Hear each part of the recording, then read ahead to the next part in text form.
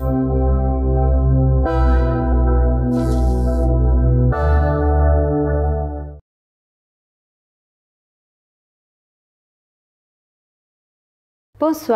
Dans le monde contemporain où l'omniprésence des accélérations touche presque tout type d'activité humaine, il nous reste qu'à suivre ce rythme vertigineux afin de nous adapter aux nouvelles réalités.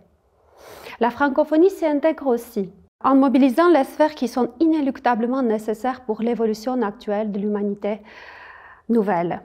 L'objet de notre discussion sera une de ces sphères importantes, celle des nouvelles technologies. Sur le plateau de la francophonie à la Une, nous recevons ce soir Haïk Mnatsakanian, un jeune entrepreneur qui crée, gère, développe différents projets, beaucoup de projets, qu'on mettra à l'épreuve avec lui lors de cet entretien. Bonsoir Haïk Mnatsakanian et merci de nous rejoindre ce soir. Bonsoir Alpi, merci. Alors on va commencer par l'essentiel, la langue française. Et je voudrais savoir quel était le début de la langue française dans votre parcours. Comment c'était cette rencontre avec la langue française, avec la francophonie? Est-ce que c'est une histoire de longue date dans votre cas? Oui, c'est une histoire de longue date étant donné que j'ai vécu entre la Suisse et la France entre mes 8 et 18 ans. Donc j'ai plus ou moins grandi dans le monde francophone, étant donné que j'ai étudié un petit peu à Genève, en primaire, et ensuite collège, lycée. J'ai terminé entre Ferney-Voltaire et Strasbourg. Donc le français m'a accompagné tout au long de ma vie.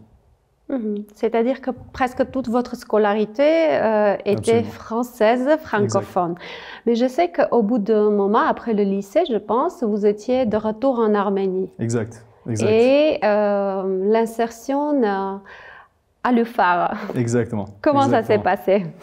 De manière très intéressante parce que, ayant vécu 10 ans en Europe, je me suis dit, soit je rentre à l'âge de 18 ans, après le lycée, soit je vais rester en France. Et pour moi, c'était important de revenir chez moi. C'était important aussi de me retrouver dans mes racines et de pouvoir me développer au sein des miens. Donc, à 18 ans, en rentrant en Arménie, j'ai été intégré à l'UFAR dans la faculté de marketing. J'ai fait mon service militaire peu après. Et ensuite, j'ai repris mes études pour les terminer en 2018. Donc, en effet, la francophonie ne s'est pas arrêtée seulement en France ou en Europe. Elle s'est poursuivie en Arménie avec mes études à l'UFAR. Dans une institution, dans une structure francophone. Exact. Et j'imagine l'étonnement de vos amis de l'année qui devaient se poser la question, mais pourquoi ce retour? Oui, la question s'est posée constamment. Donc, en effet, il y avait une certaine surprise, mais bon, je pense que les gens acceptaient le fait qu'il y a des gens qui aiment bien revenir chez eux. Et je pense qui font l'inverse. Qui font l'inverse, parce que quand je suis rentré à l'UFAR, on constatait un petit peu l'inverse, où les gens voulaient plutôt étudier à l'UFAR pour partir en France. Alors, ils ne comprenaient pas pourquoi quelqu'un reviendrait de la France pour étudier à l'UFAR. Donc, il y avait un peu ce paradoxe.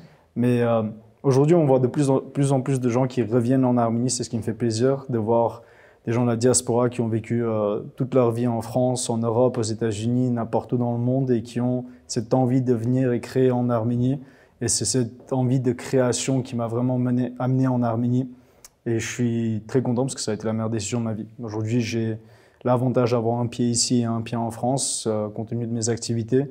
Mais je pense qu'on a tous une valeur ajoutée à apporter dans le pays et on a tous un rôle à jouer. Et le plus important, c'est de jouer ce rôle au mieux possible, sans essayer de se précipiter, sans essayer de s'éparpiller partout. C'est tout à fait vrai. D'ailleurs, moi-même, j'observe beaucoup cette tendance et ça me réjouit beaucoup. Donc, parallèlement à vos études, Haïk, en 2013, il me semble, il y avait la création d'un groupe théâtral au sein de l'UFAR, si je ne me trompe pas. Donc, l'insertion au sein de ce groupe théâtral, était-elle une poussée qui se cachait depuis longtemps en vous, une poussée artistique qui se cachait depuis longtemps, ou c'était juste une passion surgie spontanément? Pas spontanément, parce que j'avais en effet une passion envers le théâtre, le cinéma depuis longtemps, mais l'idée survenue de la part de Mariam Bektachian, une très chère amie à moi qui était également passionnée du théâtre et du cinéma, et avec qui on a discuté. Justement, on a fondé ce petit groupe de théâtre dirigé par principalement Mariam, qui a eu l'idée. C'est pour ça que le groupe s'appelait Bekmar d'ailleurs. Et du coup, on a pu monter une première pièce de théâtre, pas l'adaptation, mais plutôt la pièce de Molière, Le Malade imaginaire, ce qui a été une expérience assez intéressante et passionnante parce que pour moi, c'était ma première fois de réaliser une pièce de théâtre et de mettre en scène une pièce de théâtre. Et pour Mariam, c'était également ses premiers pas à elle dans le monde du théâtre et du cinéma, même si elle avait déjà un certain parcours, elle avait également une petite expérience tout comme moi. Donc voilà, c'est notre passion qui nous a réunis, qui nous a permis de monter cette première pièce. Et peu après mon service militaire, on a repris le groupe, on l'a redéveloppé, disons, parce qu'on a dû recruter une nouvelle équipe, un nouveau groupe d'acteurs arméniens, français, provenant de l'UFAR et enfin, nous avions des Français qui étaient venus s'installer en Arménie pour une certaine période pour mener des missions, que ce soit à l'ambassade, que ce soit ailleurs. Des jeunes. Des jeunes, principalement, qui ont pris un intérêt dans ce qu'on fait et qui ont décidé de s'intégrer. Du coup, cette expérience était parfaite pour nous parce que ça nous permettait de réunir non seulement les étudiants de l'UFAR, mais également de réunir cette petite communauté, disons, francophone, où nous avions des jeunes Français et des jeunes Arméniens qui interagissaient au quotidien pour monter ces petits spectacles, mais qui ont quand même fini par avoir un impact sur le long terme parce que, vous savez, quand vous partagez une passion et surtout une passion dans la création, ça vous mène à former une petite famille. Donc, il reste ce contact très cher et très chaleureux au sein des deux groupes qu'on a eus entre 2013 et 2017. Et du coup, on a pu monter la première pièce de Molière, Le Malade imaginaire, et ensuite faire une deuxième adaptation d'un roman de mon écrivain préféré, John Steinbeck, Lune noire, un livre que j'avais découvert durant le service militaire et qui m'avait énormément marqué. Je m'étais dit, avec Mariam, on s'était dit plutôt que dès ma démobilisation, nous allons poursuivre ces petites passions théâtrales. Et nous allons monter une deuxième pièce, mais tout d'abord en adaptant un roman en pièce pour ensuite la mettre en scène. Vous avez vous-même joué un rôle dans ces pièces? C'était juste la mise en scène? Moi, je suis metteur en scène, j'étais plutôt réalisateur. J'aimais bien être derrière les coulisses et laisser les artistes créer leur magie, comme on dit. Je voulais demander l'objectif, mais c'est déjà clair parce que c'était double objectif. D'une part, vous avez réuni des francophones et vous avez mis en place en quelque sorte l'utilisation de la langue in vivo. Et puis de l'autre part, vous avez très bien concilié vos intérêts artistiques. Voilà, exactement. Ce qui nous a permis de faire nos premiers pas dans le monde artistique. Ensuite, Mariam, elle a poursuivi ses études à Sorbonne. Et elle a justement étudié un peu de théâtre, un peu de cinéma, un peu de mise en scène. Moi, de ma part, j'ai été recruté par une agence culturelle à Strasbourg pour filmer mon premier film, mon premier court-métrage, mon seul court-métrage, où j'ai pu voyager un petit peu en France, au Maroc, pour réaliser ce film. On va en parler parce qu'on va y arriver parce qu'il faut qu'on parle de ce film. Dans votre parcours, les projets francophones se succèdent. Et la francophonie était et est toujours présente. Mais la première vient avec le lancement d'un incubateur start-up franco-arménienne qui s'appelle Stardoom. C'est ça, c'est ça. Donc je crois que c'était une idée qui vous est venue à l'esprit. Comment cette idée est venue à l'esprit? Quel était l'objectif ou je ne sais pas l'idée qui était derrière dans la réalisation de ce projet? L'idée est venue en réalité de la part de mon très cher ami Philippe Poux, qui est entrepreneur, qui a beaucoup d'années d'expérience dans le monde de l'informatique et de l'entreprise en France. Parisien pur et dur, qui est venu découvrir l'Arménie et qui s'est dit il y a un écosystème vibrant, il faut qu'on puisse le développer, il faut qu'on puisse créer un certain pont de collaboration entre l'Arménie et la France. À vrai dire, Philippe, en arrivant en Arménie, lors de son 3e ou 4e voyage, si je ne me trompe pas, a décidé de recruter quelqu'un qui pourrait l'aider à monter des projets. Et donc, j'ai été recommandé, je suis allé le rencontrer, on a beaucoup discuté, et je n'étais absolument pas la personne pour monter des projets dans le monde des startups et de l'informatique parce que ce n'était pas du tout mon milieu, mais Philippe m'a proposé d'essayer de penser à des solutions et d'essayer de penser à des projets qu'on pourrait mettre en place, et en attendant, pour moi, j'avais l'avantage de passer par une certaine période d'apprentissage pour pouvoir ensuite créer quelque chose, créer un projet. Donc, à vrai dire, l'idée est venue de la part de Philippe. Monter un incubateur qui pourrait concilier les efforts arméniens et français en permettant aux startups arméniennes de se développer en Arménie et de se déployer en France et sur la zone européenne au sens plus large. Donc, on a commencé à travailler sur les premiers concepts en 2017. En 2018, on a lancé l'incubateur. Et l'incubateur nous a permis de travailler avec plus d'une centaine de startups en Arménie et en France. Et pas seulement, on a eu des petites collaborations avec d'autres startups autour de l'Europe, mais voilà, principalement entre l'Arménie et la France. Et ce qui nous a permis aussi de monter des projets comme des programmes d'incubation corporatifs, où, par exemple, on a eu une collaboration avec COAF, l'organisation arménienne Children of Armenia Fund, où nous avons monté 2 programmes entre 2021 et 2022. On travaillait avec les alumni de COAF pour essayer d'apporter des solutions. Donc, c'est-à-dire que vous avez également collaboré avec les régions, parce que COAF, ça se trouve dans la région de Lori, il me semble, non? Pas seulement. Ils ont leur grand centre d'innovation dans la région de Lori, mais ils ne sont pas limités à Lori. Ils ont beaucoup de branches, disons, autour de l'Arménie, comme ils travaillent avec les écoles. Et du coup, ça nous a permis de travailler avec des jeunes d'Armavir, Tavouche, Lori, un peu de partout. Et c'était ce qui a rendu le projet très passionnant, à vrai dire. Et quelle était l'initiative d'un projet ou d'un épisode qui est resté de cette coopération rurale avec les régions? Je dirais tout d'abord la détermination des jeunes qui étaient vraiment amenés à apporter des solutions qui concernent leur zone, leur région, leur village, et les innovations qu'elles apportaient et ils apportaient. Il y avait 60-70% des participants étaient des jeunes femmes, donc je dis principalement elles. Et j'étais j'étais très touché en fait par cette expérience.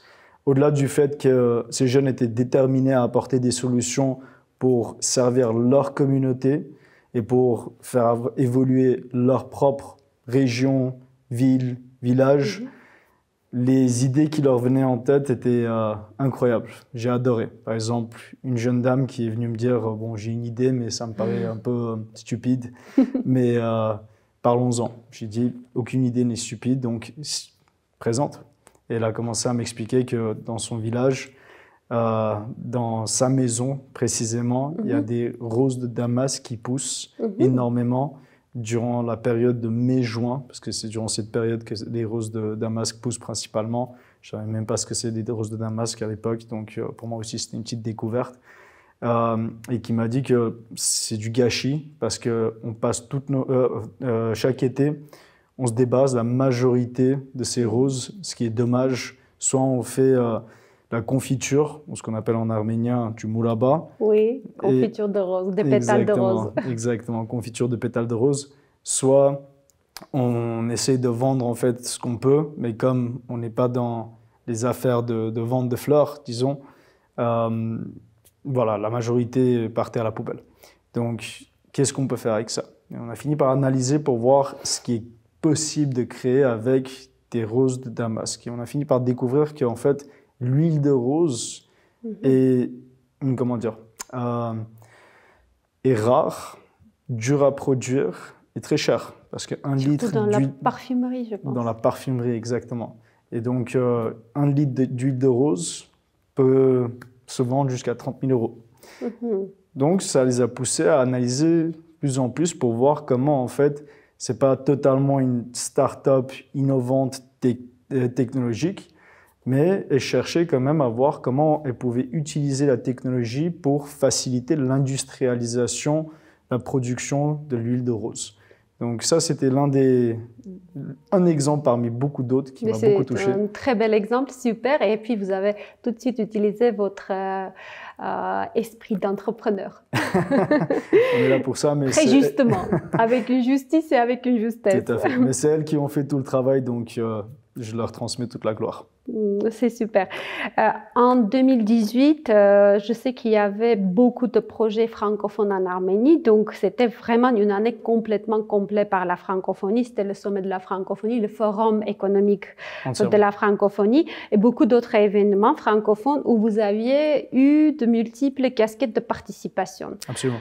Qu'est-ce qui est sorti comme fruit de ces participations? Parce que je sais qu'il y avait beaucoup de rencontres avec différentes personnes, avec des personnes intéressantes. Et donc, quel est le résultat le plus marquant de ces rencontres? Très bonne question. L'année de la francophonie a été une année très riche en résultats et en rencontres. Donc, beaucoup de choses sont passées en effet. Déjà, nous avons eu le plaisir de présenter Stardoon, notre incubateur, durant le Forum économique de la francophonie. Au-delà, nous avons eu le plaisir d'amener un certain monsieur qui faisait partie des invités spéciaux pour le Forum économique, monsieur Louis Pouzin, qui est l'un des pères fondateurs de l'Internet et qui est surnommé aujourd'hui le grand-père de l'Internet, comme il y a 95 ans, mais a travaillé sur les tout premiers concepts de transfert de données via son programme Cyclade, dans les années 60. Et ensuite, dans les années 70, son travail a fini par se traduire au modèle TCP/IP, au modèle OSI, que je ne vais pas approfondir parce que c'est un peu technique, qui a donné ce qu'on connaît aujourd'hui comme l'Internet. Donc Louis Pouzin faisait partie des invités spéciaux. On a pu non seulement présenter Stardoon et amener Louis Pouzin, mais nous avons également pu annoncer devant toute la scène, devant tout le public, le lancement d'un projet que je poursuis jusqu'à aujourd'hui, le projet RIN Armenia, qui s'est converti aujourd'hui en Airblocks, qui avait pour objectif de répandre les réseaux nouvelle génération en Arménie et de rendre l'Arménie en fait l'un des centres de développement et d'innovation pour les réseaux nouvelle génération. Donc ça a porté ses fruits, parce qu'aujourd'hui, nous avons notre start-up Airblocks, qui est justement le résultat de ce projet de R&D, de recherche et de développement, qui nous a permis de créer un prototype d'un logiciel réseau qui permet d'assurer une sécurité, une efficacité et une performance optimisée au sein des centres de données, ce qui nous permet d'avoir une présence assez considérable en France et des collaborations pertinentes, comme avec Thales via leur programme Cyber Station F, comme avec l'École Polytechnique, le groupe ABB, Axians, etc. Donc voilà, ça a mené à une suite assez intéressante, parce que ce qui a commencé par une conversation simple avec monsieur Louis Pouzin, qui m'expliquait que tout ce qu'on fait dans l'innovation aujourd'hui, c'est bien beau, mais on est tous à côté de la plaque, parce que sans optimiser les architectures réseau et les infrastructures réseau, on ne peut pas avoir un accompagnement respectifs au niveau de l'innovation et au niveau de la gestion des données qui sont en pleine croissance au quotidien. Donc cette idée m'a marqué, et dans le cadre de la francophonie, ces conversations ont mené à un projet que je poursuis jusqu'à aujourd'hui. Donc je dirais que c'est vraiment le résultat le plus marquant de toute cette histoire. Et d'ailleurs, c'est comme ça que, souvent, c'est comme ça que les grands projets se créent. Derrière les conversations très simples. Et il faut savoir écouter les grands. Tout simplement d'écouter, être à l'écoute. Mais je veux revenir justement à la création de votre film, parce que ça s'est passé en 2018, si je ne me trompe pas. Oui. Donc, vous avez eu aussi non seulement une année fructueuse dans l'innovation, dans les nouvelles technologies, dans la création des projets, mais aussi création d'un petit court-métrage mais qui s'appelle Amazir d'ailleurs. Et j'aimerais que vous expliquiez, s'il vous plaît, qu'est-ce que ça veut dire Amazir et qu'est-ce que c'était comme film. Amazir, en marocain, ça veut dire l'homme libre.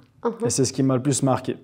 J'ai découvert ce mot parce que Amazir, c'est une tribu au Maroc qui sont très emportés par la musique et la liberté. Et c'est pour ça qu'ils se déplacent souvent, ils voyagent souvent, ils ne sont jamais installés dans un seul endroit. Nomades, ils sont des nomades. Ils sont des nomades, exactement. Et en fait, j'avais été sollicité par une agence culturelle à Strasbourg qui m'avait initialement demandé de les aider à monter un clip.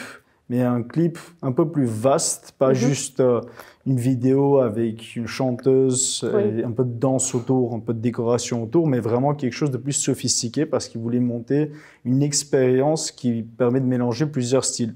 le hip-hop et le breakdance, le flamenco et la musique traditionnelle marocaine provenant des Amazières. Donc, au début, ça m'a un petit peu... j'étais un peu confus. Je ne savais pas exactement par où commencer.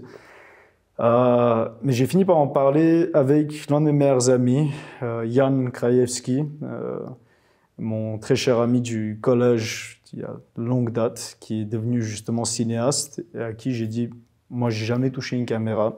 J'ai peut-être une toute petite expérience dans la mise en scène et plus passion que carrière, mais voilà, dans le théâtre, j'ai pu avoir un petit bout de chemin. Dans le cinéma et dans la réalisation, aucune expérience. Donc, qu'est-ce qu'on fait? Et donc, on commence à explorer. Et on se dit, avant même de nous lancer dans un clip, essayons de rencontrer en fait les gens qui vont être les stars de ce clip.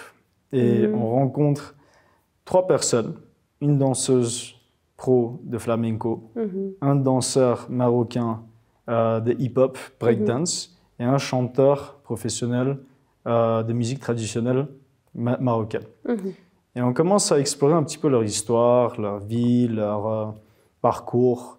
Et après chaque entretien, après chaque interview, on se dit, ils sont incroyables ces gens. Et en plus, ils ont un parcours qui mérite toute une série, réellement. Donc pourquoi nous limiter à un clip alors qu'on peut monter une expérience?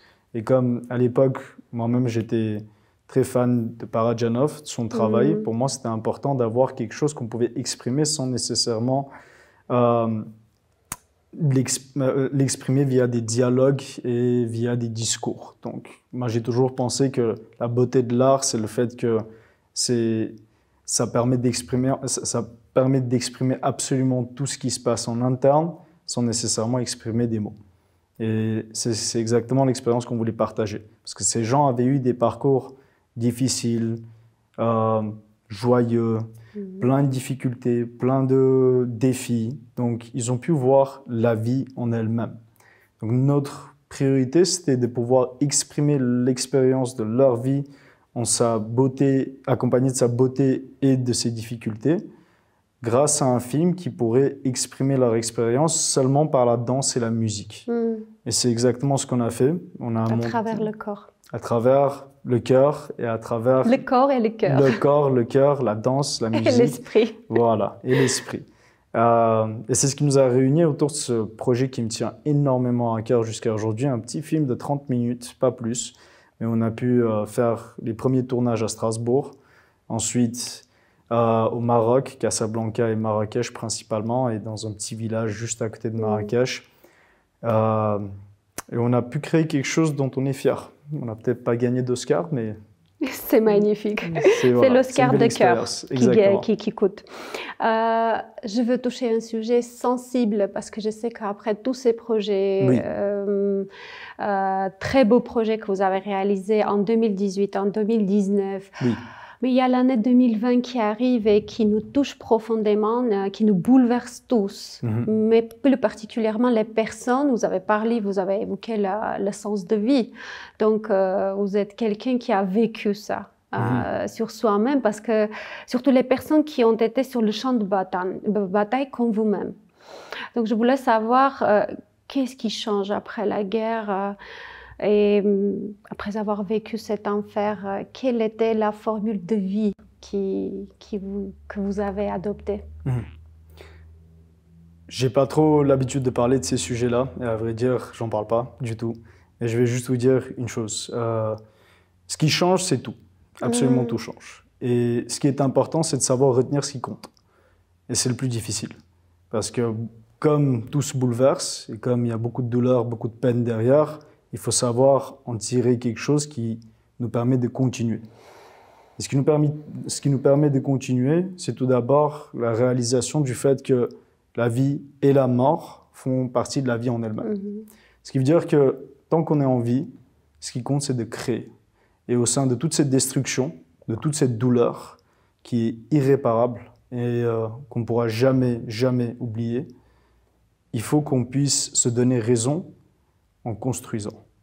et en nous développant nous-mêmes, en étant meilleurs nous-mêmes, pour pouvoir contribuer à toute une communauté, société, pays, peuple. Et ça commence par une seule chose. Pour moi, il y a une règle très simple. Soit tu fais partie de la solution, soit tu fais partie du problème. Quand tu passes tout ton temps à essayer de trouver les coupables, à critiquer tout le monde, à cracher sur absolument tout et tout le monde, y compris soi-même. Y compris soi-même et y compris ton pays. Tu fais partie du problème. Tu n'as pas besoin de faire des choses dramatiques pour faire partie du problème. De même que tu n'as pas besoin de faire des choses complètement hors du commun pour faire partie de la solution.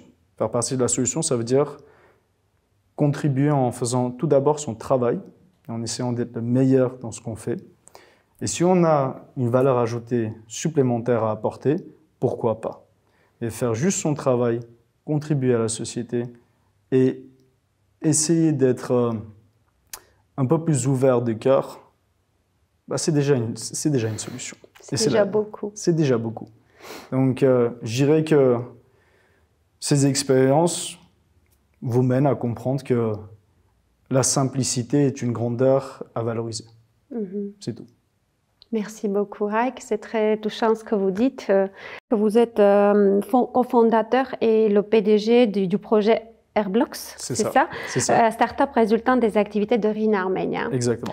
Et quels sont les projets d'avenir dans ce domaine de nouvelles technologies, francophones ou pas, mais je pense que c'est francophone parce que vous êtes étroitement liés et perpétuellement liés avec la France. Absolument, absolument. Notre société est incorporée en France avec une filiale en Arménie.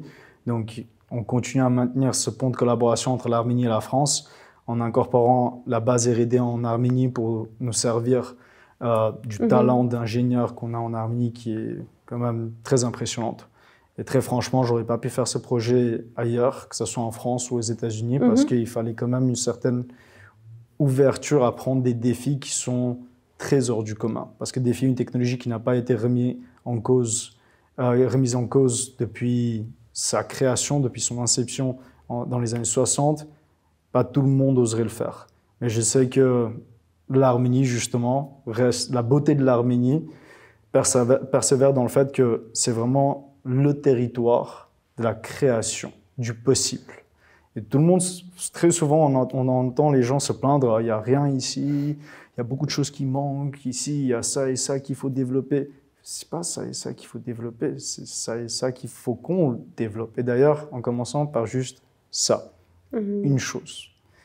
Et donc, c'est exactement pourquoi on avait initialement vu l'Arménie comme un pays parfait pour accompagner une innovation qui demande quand même un peu de courage et un peu d'ouverture d'esprit, disons. Moi-même, je pense que si quelqu'un m'aurait dit, parce que j'avais 24 ans ou 25 ans quand on a lancé ce projet, donc il y a près de 6 ans, si maintenant je devais écouter un jeune Raik me présenter un projet similaire, je lui dirais exactement ce qu'on m'a dit à l'époque, vous êtes malade.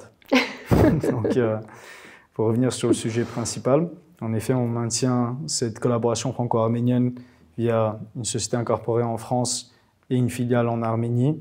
L'Arménie sert de centre de R&D, la France nous sert d'accès au marché, les marchés européens, et sur plus long terme, on va essayer de s'étendre dans le marché international, mais c'est un peu tôt. Donc oui, en France, avec le projet Airblox, nous avons pu quand même avoir accès à un écosystème plus considérable, étant donné qu'on a commencé à travailler avec des sociétés qui ont un peu plus de poids et à gagner énormément d'expérience. C'est que le début. On a fait énormément de recherche et de développement, on a fait énormément de développement technologique avant de nous lancer dans la commercialisation. Cette année est l'année de commercialisation pour nous, donc on est très motivés.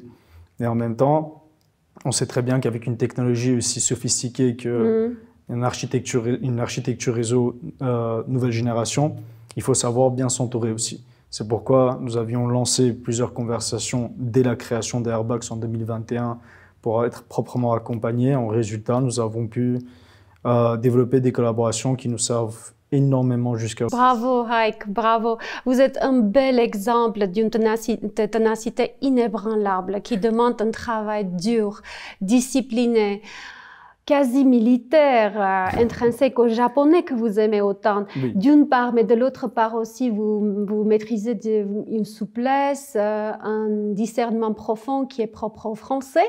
Et pourtant, vous êtes de chair et esprit arménien de 100%. Et donc, je vous souhaite énormément de succès dans tous vos projets, que cet enthousiasme qui est contagieux soit à jamais ancré en vous et que ça soit vraiment contagieux pour les autres. C'est votre bel exemple. Je vous souhaite le meilleur en tout, Haïk, et je vous remercie infiniment. Merci. Merci à vous, Alpidjan.